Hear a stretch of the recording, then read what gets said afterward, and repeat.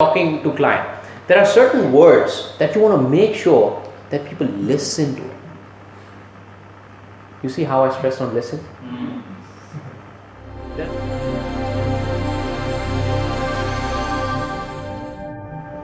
There are these words that you need to make sure that they listen to it.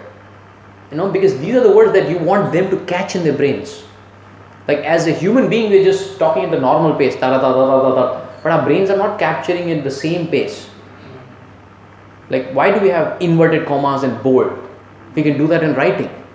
How can we do it in, speaking? All right. So this is where it's very important how you say it to your clients. It makes a lot of difference. I'm telling you, a lot of difference. Again, you see the stress on lot.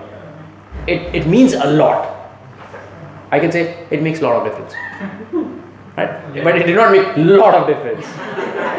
You see? This is the magic of stressing on the right words when you're talking. That's why the voice modulation plays huge role.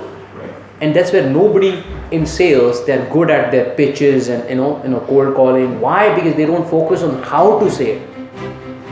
Nobody does the mock calls.